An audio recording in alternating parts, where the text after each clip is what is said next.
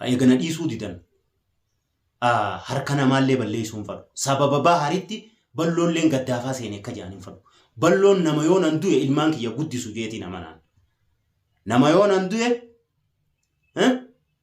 ilmaan kiyya cinaa dhaabbatu jeetii na wajjin gaddaafaa akka seenuun fadhu nama na barbaade bifa inni na barbaadeen firraa dhorkuudhaaf bahar qophiidha saniifuu akkumaan isiniin jee daawwattoota kiyya balloolleen akkana hojii gaddaafaa tanan seenne itti anaatuun mataa kootiin cilaawaa balloo akkaan beekutti anaat dubbii tana keessa harka fudhachiisee harka isaa nagaya godha na boodaaf naan akkaan jee guyya tokkoof ijoolleeti yoo na laale haaloo saalan na waliin ammoo balaa seenuun walumaan tiyyaas ijoomtee tasaatis hijoomu taati.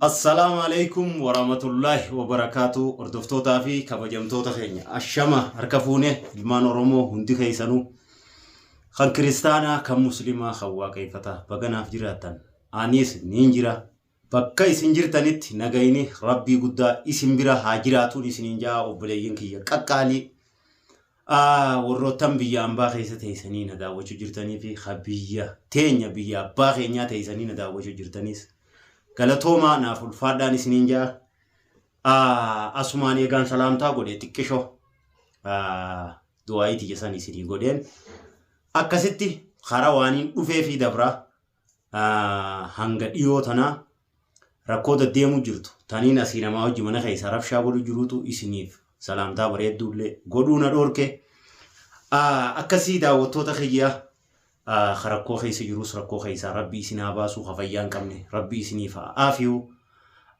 kakara fuula rabbii deeme rabbi raamata godhee fi warra jannataa isiniif haa godhu jannatul firdoosin rabbi isiniif haa qananiisu akkasumatti namoonni haadha abbaan karaa fuula rabbii duraa deemellee haadha abbaa keessa warra jannataa rabbii isiniif haa godhu haadha abbaan kiyyallee ni jira rabbi urminaaf haa dheeressu ilma haadha abbaa tola oole rabbi na haa godhu akkasumatti isinillee namni haadha abbaa qabdan haadha abbaa keessa rabbi urmii isiniif haa dheeressu haadha abbaa keessanitti tola oolaa haadha abbaa tola ooluun darajaa guddoodha qabdi saniifuu warra haadha abbaa tola oolee darajaa tola haadha abbaa ooluun qabdu san warra milkaa'e anaas isiniis haa godhu ilmaan haadha abbaan irraa gammade rabbi nu haa godhu ilmaan haadha abbaan eebbisee rabbi nu haa godhuun isiniin jaa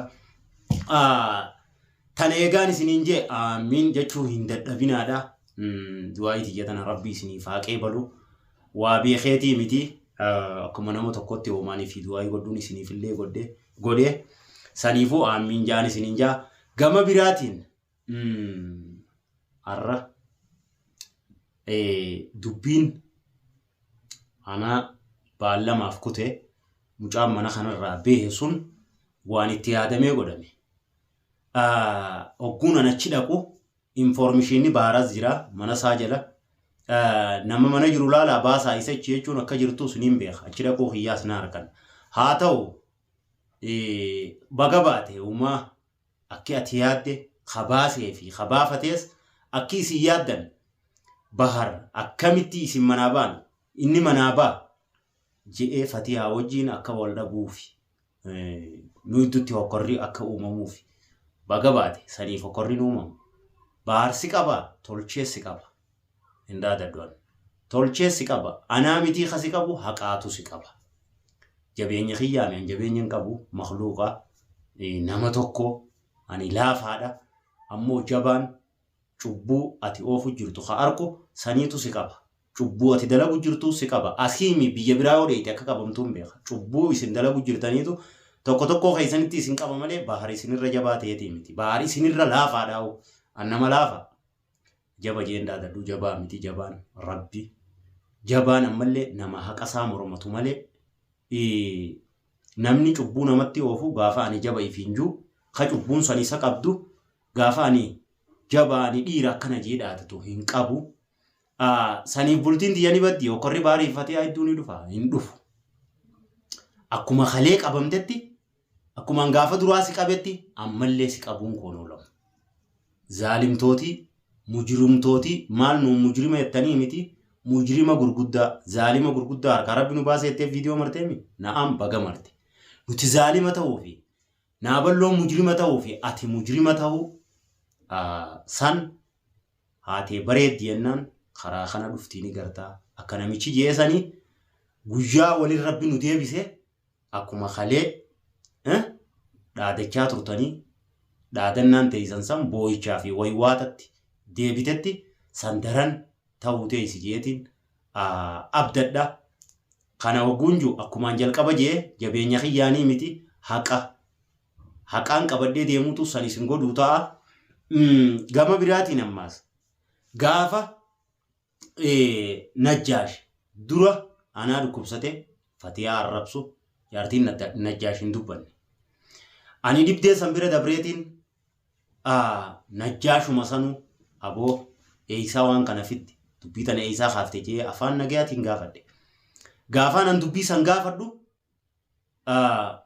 boo taa intala tanarra waan akkanaan kaayini hin jenneen san biraas dabre yeroo nan gaafadhu waan gurbaan kun naa deebise dhageessee jirti taa'i cubbuu namarratti hin deemini hin jenneen ani akkin itti beekutti ani mayoon nama dogoggore haati mana kiyyaa bahar ati dogoggora jirtaa namarraa dhaabbadhu naan jechuu qabditti hin beeka yeroo san dhaabbadhu isaan hin jenne deebi'een mana isaatti na yaammate akka dhiiraatti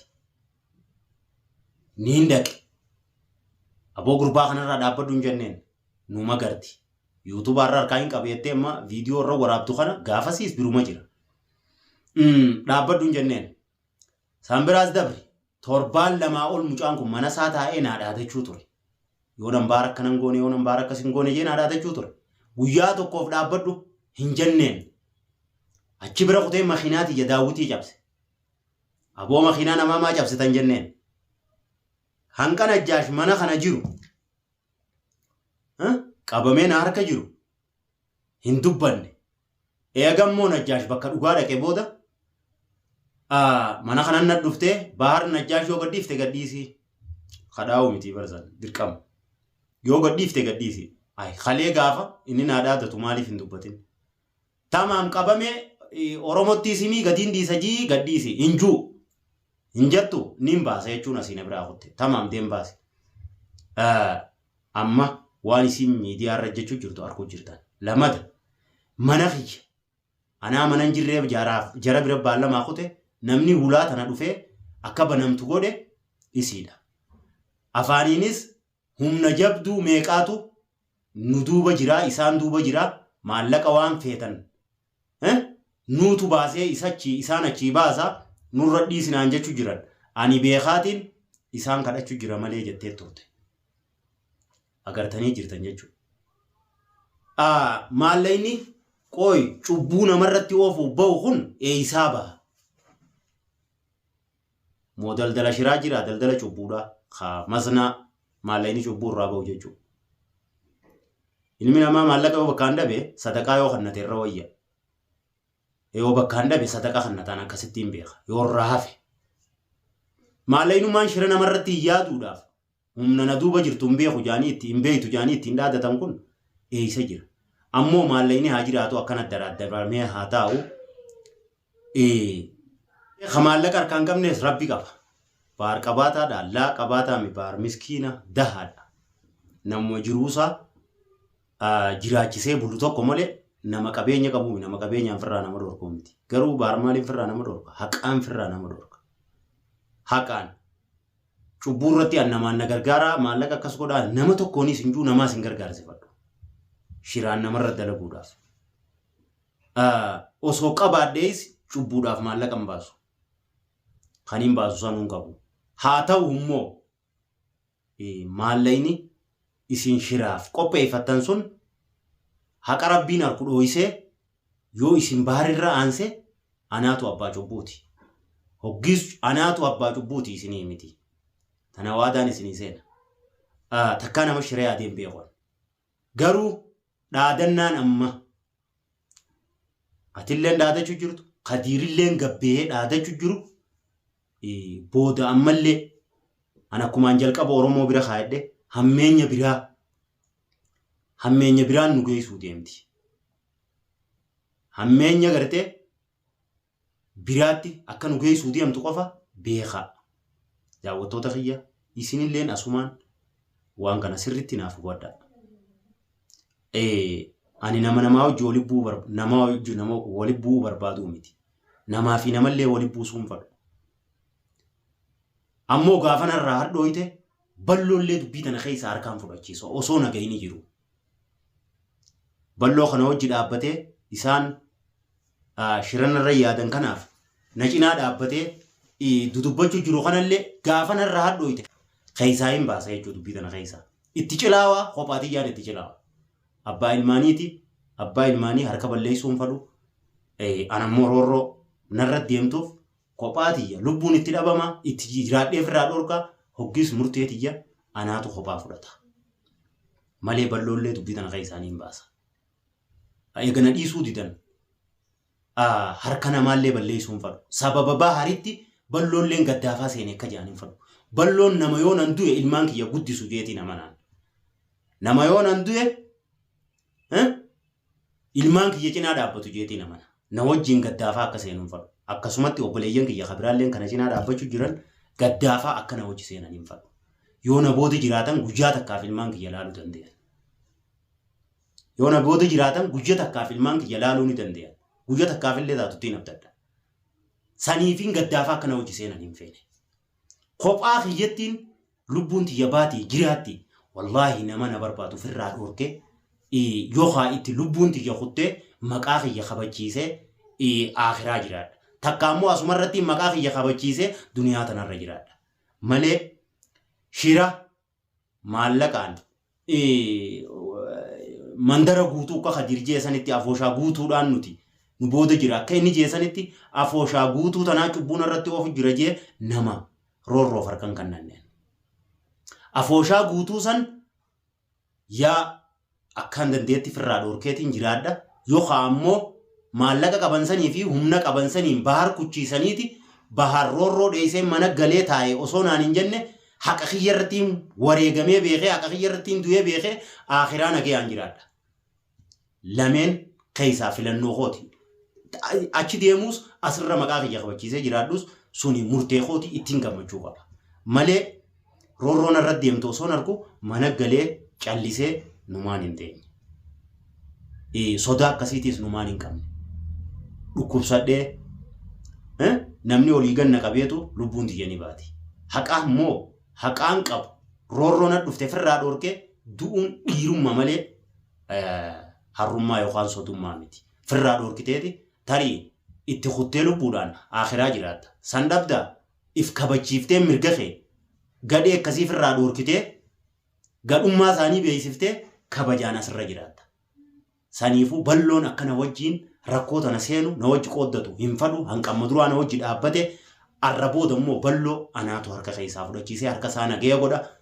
Ta harka kiyyaa du'aayinaa godhaadha. Dhugaa durallee gaddaafas ta'uu deeman jarri kun naan jechaa turtanii anilleen gaddaafaa san gaddaafaa akkanatti hin taaneef anilleen hedduun obsee if eegaa ture. Ammoo roorroon ilaa hanqana geesse tuni. Ta namni lubbuu ta'e dhabamsiisuuf yaadu ta'ati immoo nama san nagee godhuuf yaaddu tuni harrummaa malee dhiirummaan akkasiitis hin jirtu. Obsi ilmi namaa akka Kadir martuu jee obsanii fixata ilmi namaa hanqa obsuu qaba. Dhiirti waa obsuun bareedaadha.